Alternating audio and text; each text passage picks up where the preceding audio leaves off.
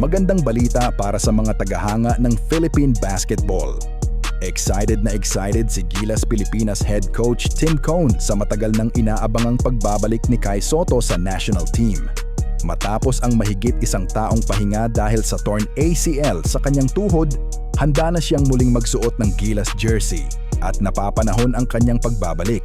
Gayunpaman, magiging maingat muna ang coaching staff sa pagbabalik ensayo ni Kai. Dahan-dahan muna siyang isasailalim sa mga ensayo habang unti-unti pa niyang binabalik ang kanyang kondisyon at game rhythm matapos ang matinding injury.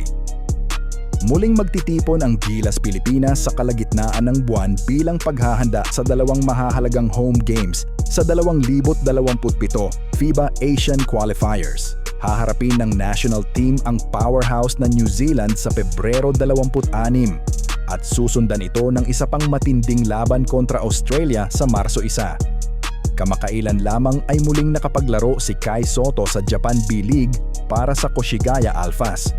Sa kanyang mga huling laro, unti-unti niyang ipinakita ang pagbabalik ng kanyang dating laro.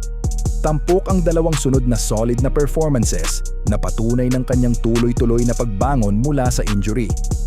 Ang malakas na pagbabalik ni Kai Sotto ay nagbibigay ng malaking kumpiyansa hindi lamang sa kanya kundi sa buong Gilas Pilipinas.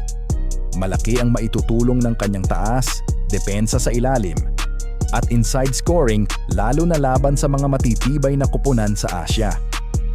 Matapos ang back-to-back na panalo ng Gilas kontra Guam, hangad ng koponan na mapanatili ang kanilang magandang panimulang streak sa Asian Qualifiers. At sa pagbabalik ng isang malusog at determinado na Kai Sotto, mas lalong may dahilan ang mga Pilipino na umasa at maniwala. Bumalik na si Kai Sotto. At mas lalakas pa ang Gilas Pilipinas. Please like, share, and subscribe sa aking channel, Magtuto.